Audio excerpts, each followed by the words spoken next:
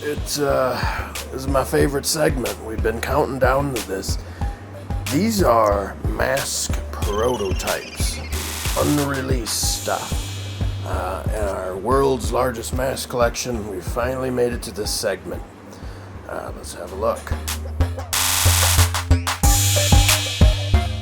Now, I know it doesn't look like much, but I'm going to save this guy for last, because this guy will blow your socks off.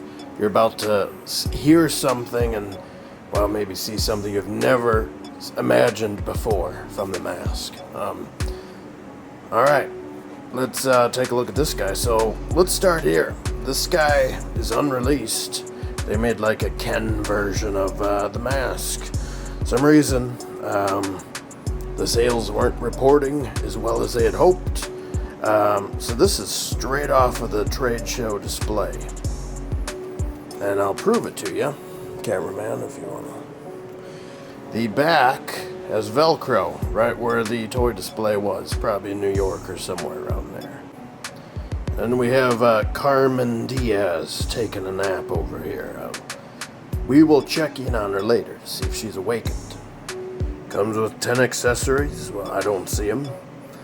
And fully posable 12-inch figure. And they had quite the outfits laid out for these. Had they been released, we had the pinstripe suit. We have the reddish suit. Some reason there's a suit made with shorts. So we had a summertime mask.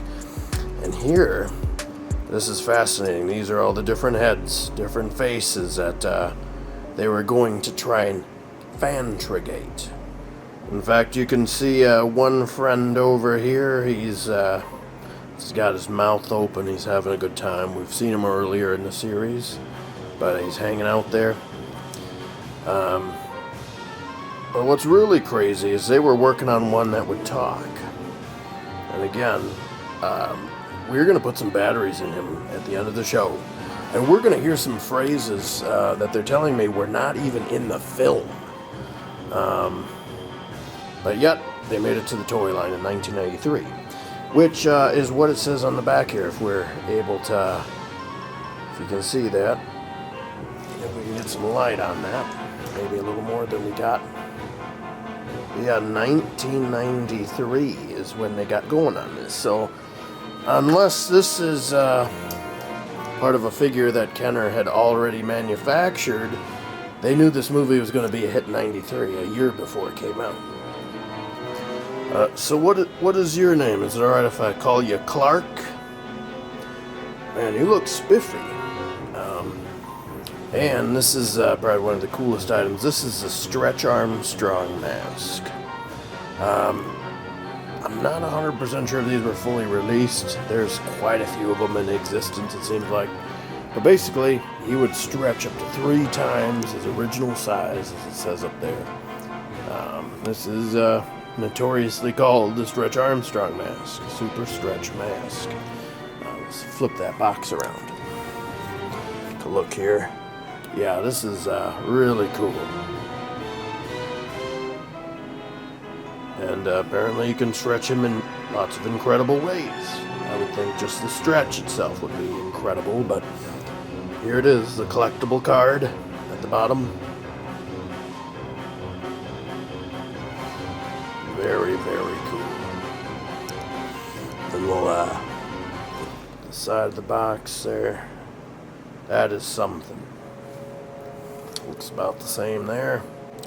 So here's another one that's also in the same style as these other boxes. So when they are in the, what do you call it, the pre-prototype phase, they just did kind of a not so special white box here. And as you can tell, he's in there. If we really want him to come out, we can. But this is a very high quality print job on there. But again, this is before they made it to the cardboard box rendition that we see here. And not very flexible. I mean, it's very delicate, is what I meant to say.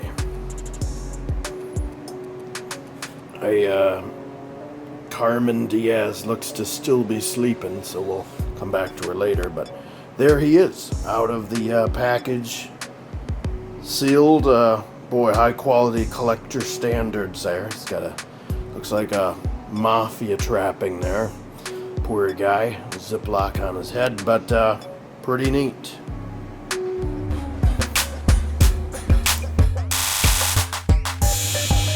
And again, if you want to see the different contranurations in the box phase here, yeah, I'm kind of overwhelmed at this segment. There's a lot to do here. I don't think that's a mask head. That looks like the guy who used to mow my lawn a few years ago.